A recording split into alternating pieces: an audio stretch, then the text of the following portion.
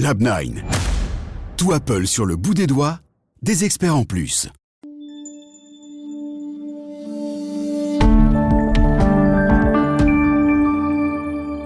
Bonjour à tous, bienvenue dans ce nouvel épisode du Trendstalk. Vitamer est une véritable institution du sablon, mais c'est aussi une entreprise en pleine transformation. Après plusieurs années de pertes, la maison veut aujourd'hui redevenir rentable et préparer son avenir. À sa tête depuis début 2026, Laurent Barthes doit relever le défi délicat, moderniser sans trahir.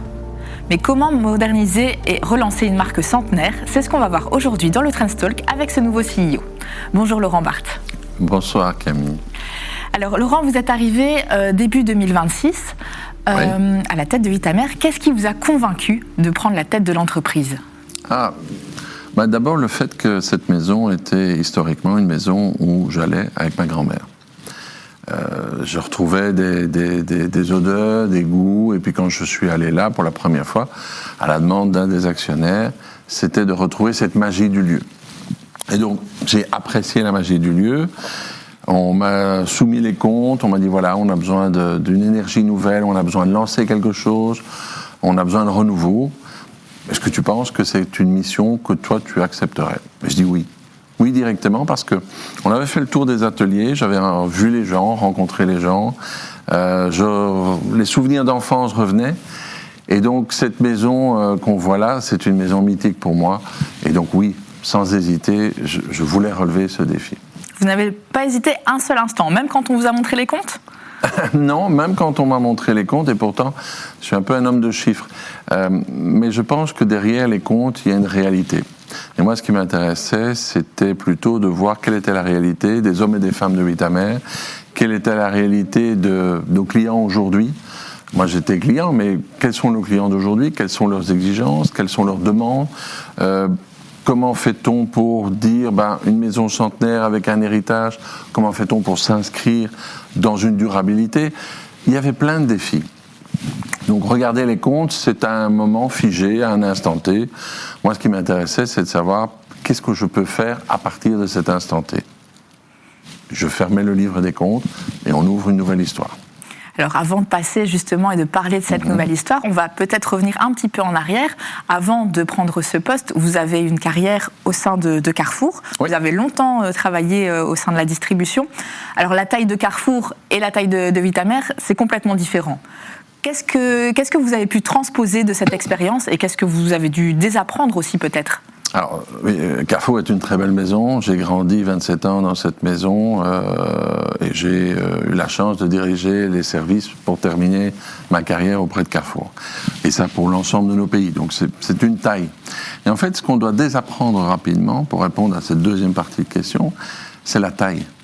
On passe de quelque chose qui est dans plus de 40 pays à Vitamer, 3 magasins, une PME, avec une très belle extension en franchise au Japon, avec 23 magasins. Donc, on passe d'une taille qui est monumentale à quelque chose qui est petit. Par contre, je dirais, c'est un peu l'effet qui se coule. Ce qu'on a appris chez Carrefour et dans mes autres métiers au préalable, c'est l'artisanat. En effet, dans ma carrière, j'ai eu la chance de travailler pour des maisons comme Villeroy et Boch, c'est de l'artisanat aussi au Luxembourg. Carrefour, c'est aussi de l'artisanat. Quelque part, ce sont des métiers de bouche, où les professionnels sont là au quotidien pour offrir le meilleur produit au meilleur prix aux clients. Finalement, ce que nous on fait en pâtisserie, en chocolaterie, en viennoiserie ou dans la gamme de salés qu'on relance maintenant, c'est aller chercher le produit, trouver le consommateur et surtout le goût que le consommateur a aujourd'hui, c'est pouvoir lui fournir un prix juste de façon à ce que Vitamer soit dans le quotidien de nos clients. Voilà. Donc cet artisanat, on le retrouve. Il faut désapprendre juste la taille. Évidemment, la taille des équipes que j'avais, la taille des équipes que j'ai maintenant, c'est pas la même chose. Mais finalement, on s'y habitue d'abord très très vite. Et puis, il y a cette proximité avec les équipes ici au Sablon, où il y a le centre de production. Et cette proximité est assez extraordinaire parce on vit dans l'immédiateté de la décision à prendre. Et ça, c'est important parce que une question appelle une réponse immédiate un problème de clim, appelle directement une réponse, un arrivage de fruits tardifs, qu'est-ce qu'on fait, comment on réagit? Et ça, c'est pas mal. Et c'est quelque chose que j'ai connu quand j'étais patron d'hypermarché. Voilà, il faut une réponse immédiate. Donc je retrouve des codes que j'ai connus. C'est le genre de manager que vous êtes, une réponse rapide et directe? Oui, du moins j'essaye de l'être, j'ai essayé de l'être pendant toute ma carrière. L'objectif, c'est toujours de pouvoir faire moins de blabla et répondre le plus vite que possible. Ce que je pense ce qui fait un bon manager, ce n'est pas d'attendre la question des autres, c'est de dire que puis-je faire pour vous. À partir du moment où on se met au service en tant que manager et qu'on écoute les gens, à ce moment-là, il y a une relation qui se crée qui est une relation extraordinaire. Une relation totale de confiance, une transparence. Et c'est dans cette transparence qu'on va aller chercher la réponse avant même que la question soit posée. Parce que quand je me balade, et là ils m'ont vu débarquer souvent à n'importe quelle heure du jour et parfois de la nuit, c'est en regardant quelque chose traîner ou quelque chose qui ne va pas, je sens que la question va être posée, on anticipe, on réagit directement. Et je pense que là, on est dans des métiers de proximité et on doit être comme ça en tant que manager. On doit être à disposition et dire tout simplement, qu'est-ce que je peux faire pour vous? C'est être au service de l'autre. On l'a dit, vous avez pris les rênes de l'entreprise dans un contexte un petit peu particulier et un peu difficile. Donc l'entreprise a connu 3 années de pertes assez importantes. Aujourd'hui, c'est quoi le diagnostic? Par rapport aux pertes? Oui. Il y a 2 façons de voir les pertes. Soit elles sont structurelles, et donc c'est quelque chose qui malheureusement, année après année, on voit, on s'enfonce, et puis évidemment à un moment, c'est parce qu'on a un actionnaire qui remet au pot, ou plusieurs actionnaires qui remettent au pot, qu'on parvient à survivre. Ici, il y a eu des investissements, c'est en 2 phases. Les dettes viennent d'investissements, et il fallait amortir les investissements. Et vous montrez ici la photo de Cavel. Cavel a été fermé trop longtemps. Maintenant, il est réouvert depuis le 6 février, mais il a été fermé trop longtemps. Donc, amortir un investissement sur un magasin qui est fermé, c'est pas possible. Surtout qu'on avait dimensionné les équipes de magasins, les équipes d'ateliers également en fonction d'une ouverture de magasin. Donc, c'est un mauvais effet. J'ai un magasin, j'ai investi, j'ai tout, il est fermé, mais j'ai du personnel en trop, Alors, voilà, qu'est-ce qu'il fallait faire? Ma réaction était immédiate. Je suis arrivé le 12, le 6 février, le magasin réouvrait. Donc ça, c'est la première partie. La deuxième chose, il y a des dépenses qui ont été faites à bon escient et d'autres peut-être de trop. Voilà, alors il faut reconnaître les erreurs du passé et je pense qu'il faut pouvoir s'en servir pour construire mieux demain. Que ça soit dans des installations, que ça soit dans du mobilier ou autre. Peut-être qu'il y a eu de trop. C'est pas grave, on apprend. Et aujourd'hui, mon rôle, c'est de rationaliser ça de façon à mettre en avant les qualités de la maison, tant des produits, tant de la salle, du service qui est très important. Cavel, c'est un service en salle, c'est vraiment quelque chose qu'on veut offrir aux clients. Et puis de voir là où, encore une fois, Carrefour peut aider dans mon éducation, c'est la négociation, c'est de voir avec les fournisseurs, de se dire, moi je veux du local, je veux du belge, j'essaye d'avoir le maximum. Est-ce qu'on peut regarder ensemble ce qu'on peut construire pour cette maison? C'est renégocier certaines choses, aller au plus près pour des produits, pas les faire venir, mis à part quelques produits qu'on doit faire venir de loin, mais sinon c'était au plus près des choses. Là aussi, il y a une rationalisation des achats. Voilà, c'est ça qui va faire aujourd'hui que la maison est durablement viable. Est-ce que vous avez une idée, ou en tout cas une perspective pour un retour au positif? Alors, Huit'Amer est un exercice comptable au 1er juillet, 30 juin. Donc, j'exercerai là 6 mois sur ce mandat-ci. Je pense que l'exercice suivant pourra montrer un retour à la rentabilité. Voilà. Un exercice plein, voilà, parce que là j'ai encore des choses que je dois compenser, mais je pense que l'exercice prochain doit être un retour à la rentabilité. Ouais. Mais donc l'objectif, on l'a dit, c'est la rentabilité, évidemment. La Belgique, aujourd'hui, c'est un marché qui est compliqué, vous direz? C'est pas un marché compliqué, c'est un marché d'opportunité. En fait, on voit le verre à moitié plein ou à moitié vide. Moi, même s'il y a une goutte dedans, je dirais qu'il y a quelque chose à faire. Donc je dirais que c'est un marché d'opportunité. Aujourd'hui, Huit'Amer a 3 maisons à Bruxelles. C'est un marché d'opportunité. Grandir en Wallonie, grandir en Flandre, aller conquérir en propre ou en franchise des endroits où nous ne sommes pas, il y a une appétence pour ce type de produit. Je pense sincèrement que là, il y a moyen d'ouvrir et au travers des ouvertures, de créer quelque chose.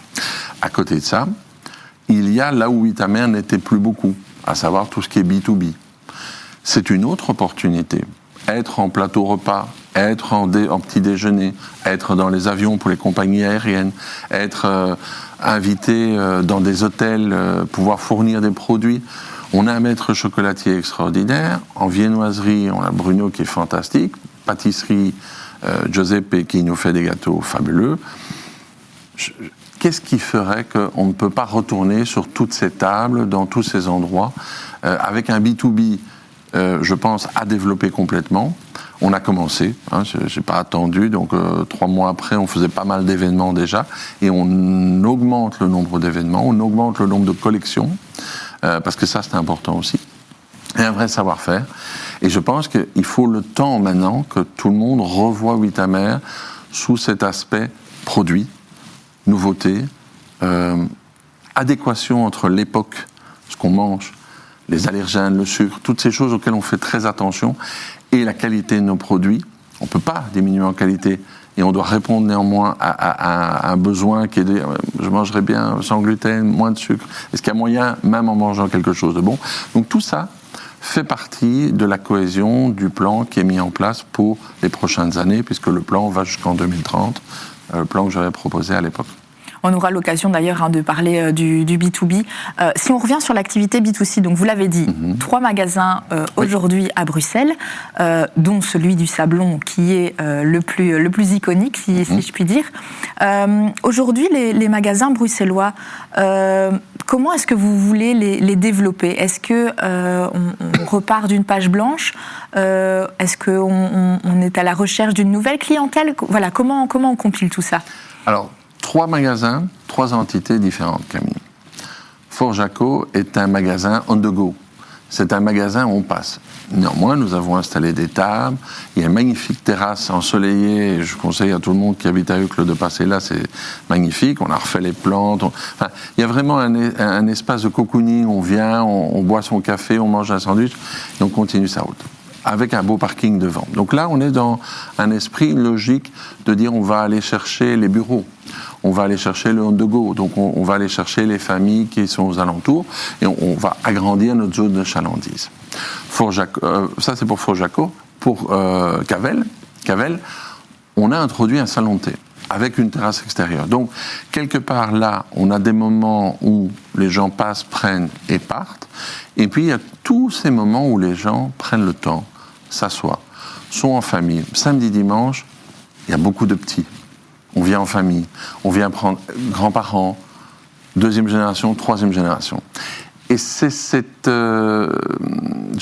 transmission que je recherche énormément, parce que l'apprentissage du goût, ça vient depuis le plus jeune âge. Et donc, à Cavel, comme dans d'autres magasins, c'est de se dire, les grands-parents initient quelque part un produit de qualité, tiens, goûte, parce que ça, c'est un vrai pain au chocolat, ça, c'est quelque chose, on croque dedans et on a vraiment le goût du chocolat. Et ça, quand on voit les yeux de l'enfant s'illuminer, on dit, c'est super bon, là, on a gagné. Donc, effectivement, une autre philosophie, une autre stratégie, mais toujours dans la continuité. Et puis il y a le Sablon, c'est la maison un peu iconique, où nous avons une terrasse extérieure, où il n'y a pas de salon de thé, il n'y a plus de salon de thé, il avait été supprimé à l'époque, où là, on doit renouer avec notre quartier, rétablir des liens qui n'avaient plus été établis depuis quelques années, retourner voir tout le monde, et là, en quelques mois, toutes les maisons aux alentours, moi je les ai visitées. Personnellement, j'ai été voir les gens, j'ai dit, voilà, on travaille déjà ensemble, est-ce qu'on peut travailler ensemble? Et là, la dernière en date, Expérience Café, qui est extraordinaire au Sablon, nous a dit, on va travailler ensemble pour les viennoiseries. Est-ce qu'on peut venir chez vous chercher les viennoiseries pour accompagner notre café de barista? Oui, évidemment. Collaborons, travaillons ensemble et créons des momentum. Voilà. Et donc, ces 3 entités ont 3 identités, mais un ADN commun. Le produit, la qualité et la transmission de ce savoir-faire qui est effectivement plus de centenaire. Et donc vous êtes donc à Bruxelles, ça on l'a dit, vous vous lancez aussi en Wallonie, ça c'est la petite nouveauté. Ouais. Comment est-ce qu'on prépare un lancement dans une région différente ? Est-ce que ça se prépare d'ailleurs, ou est-ce que vous êtes plutôt du genre à vous dire on a un endroit, on y va et on verra ? Alors ça se prépare. Camille, là, il faut reconnaître une chose, là, c'est beaucoup de préparation. Au-delà de la préparation, c'est aussi le savoir-faire des corps de métier. Les produits évoluent, mais les techniques évoluent, les machineries évoluent. Et donc, choisir un endroit, c'est d'abord une zone de chalandise. Y a-t-il une place pour moi ? Ou puis-je créer une place pour mettre une maison comme Vitamer ? Et derrière ça, au-delà de ces études, qui sont plus des études techniques, c'est de voir comment j'agence mon endroit, non pas pour dupliquer des concepts, puisque les 3 magasins sont différents, mais c'est de savoir quelle est la meilleure chose que j'ai à faire si j'ouvre à Waterloo par rapport au public de la région, Waterloo, début de Brabant-Wallon, qu'est-ce que je peux faire ? Comment est-ce que je peux le mieux répondre par rapport à l'offre qui est déjà sur Waterloo ? Qu'est-ce que je peux apporter de plus ? Qu'est-ce qu'on peut créer comme momentum ?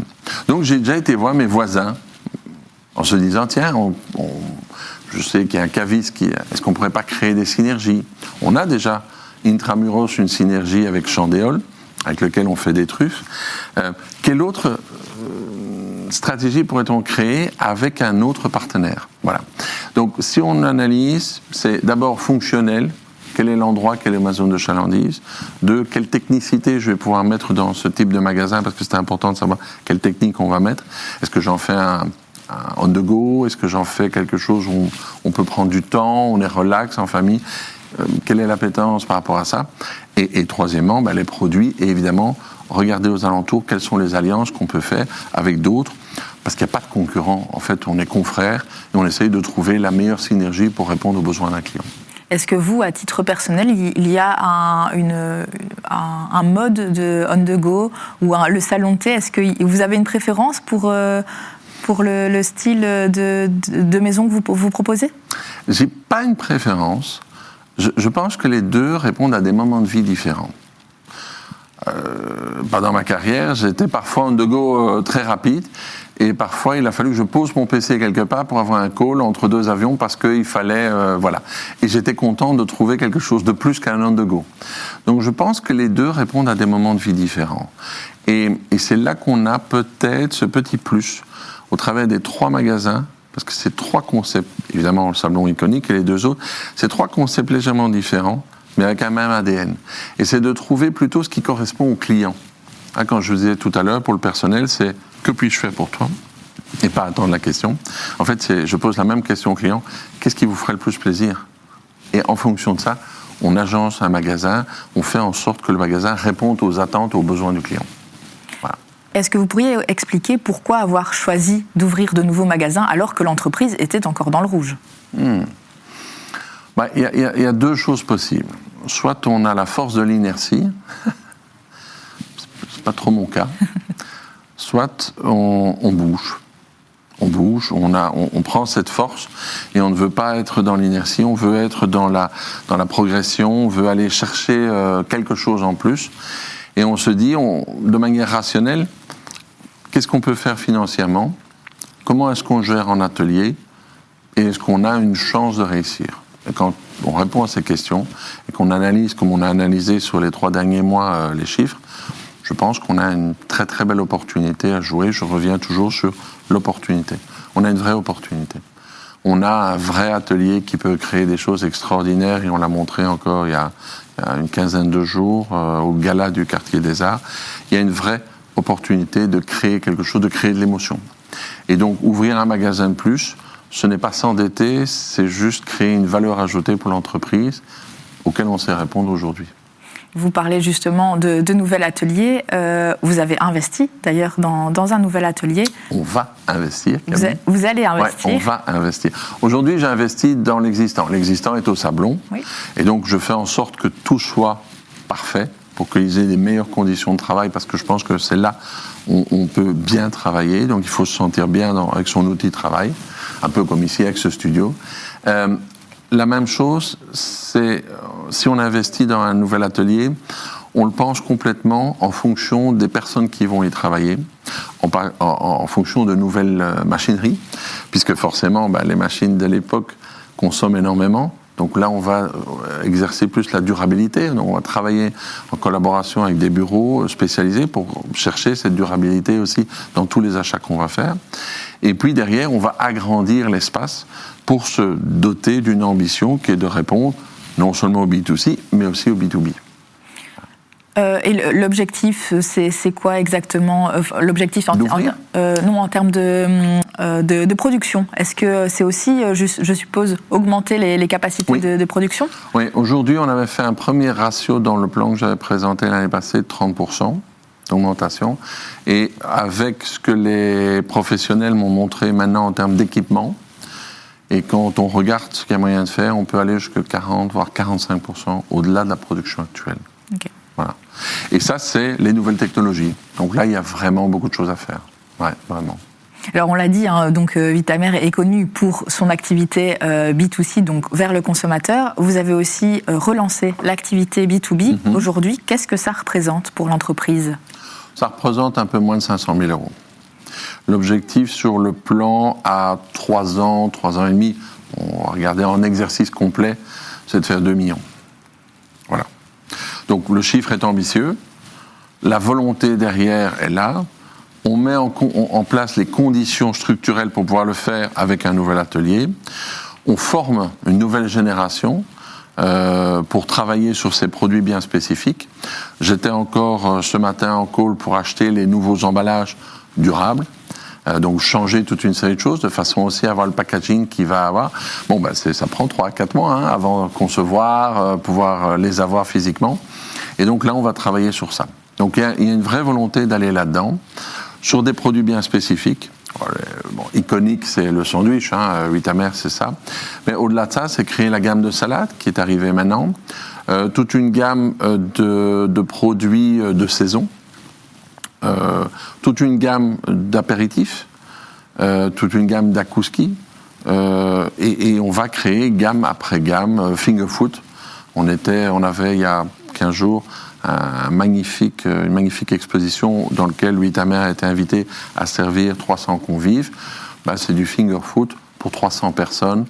C'est finement préparé par les ateliers de Vitamer, c'est délicat, il y a vraiment de la saveur. On a créé des pains artisanaux dans l'atelier, expressément pour fournir ça. Donc, je pense que tout y est.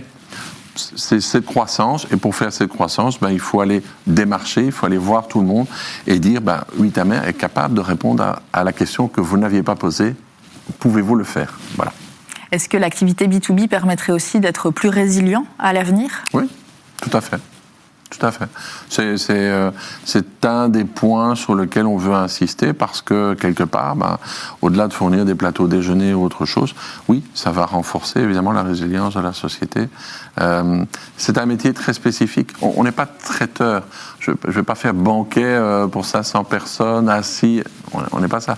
Mais on peut fournir du petit déjeuner jusqu'au soir des solutions à chaque moment de la journée. Et ça, c'est un objectif. Vous l'avez mentionné tout à l'heure, donc vous avez 3 magasins bruxellois, des magasins bientôt en Wallonie. Par contre, ce que vous avez aussi, c'est 23 magasins au Japon.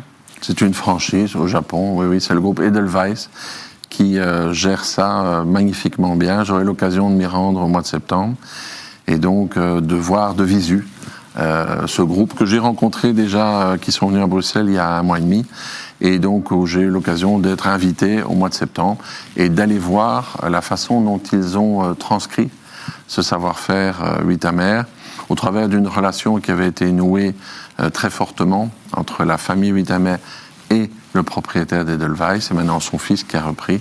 Et donc c'est un grand plaisir, un grand honneur pour moi de pouvoir y aller à l'occasion d'un anniversaire pour eux et de voir concrètement comment la traduction Vitamer se fait là-bas. Comment vous expliquez ce succès japonais?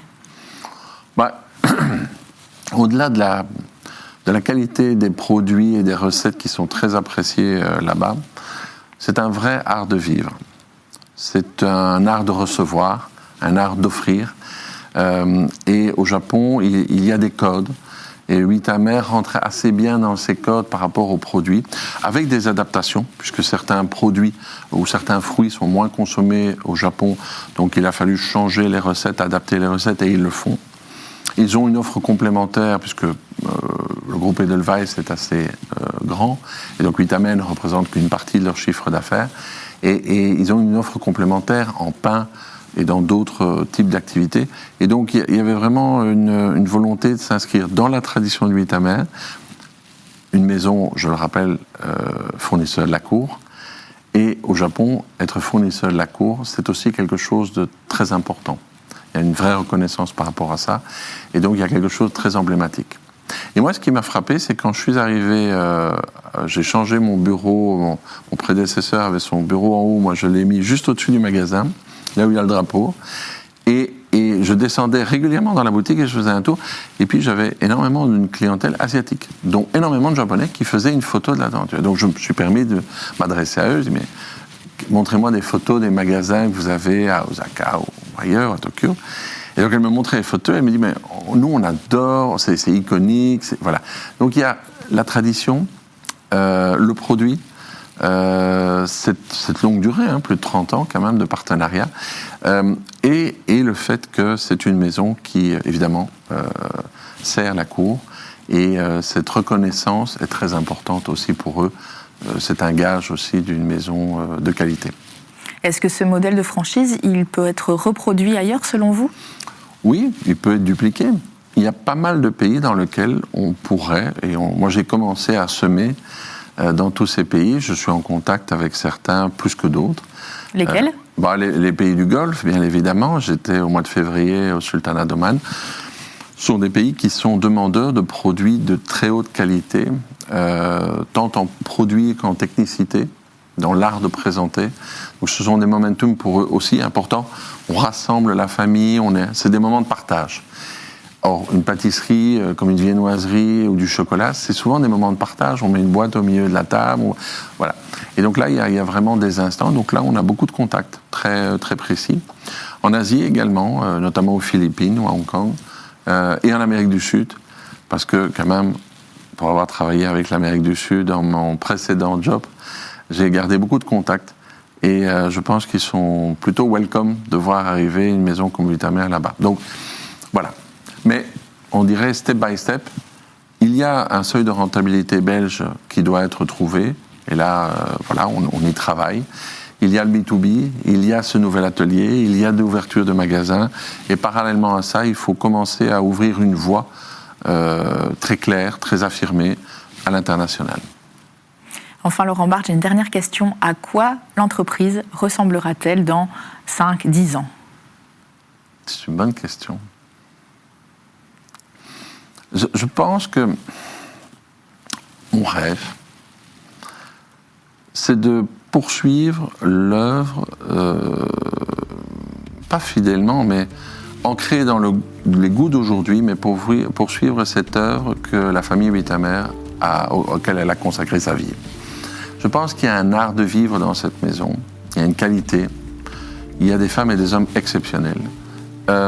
Et si on parvient à grandir, à poser cette marque de manière très forte, encore plus forte qu'elle est aujourd'hui, dans toute la Belgique et dans d'autres pays du monde, et d'en faire quelque chose d'emblématique, pas seulement chez nous, pas seulement au Japon, mais bien ailleurs, je pense qu'on aura gagné notre pari, à savoir faire rayonner cet héritage qui est un héritage juste exceptionnel. Eh bien, merci beaucoup pour toutes ces informations. Merci Camille. C'est tout pour aujourd'hui. Vous vous intéressez aussi à l'actualité boursière et aux conseils des investisseurs. Alors retrouvez-nous également sur le canal Trends Bourse. À très bientôt, ici sur Trends Tendance et sur Trends Bourse.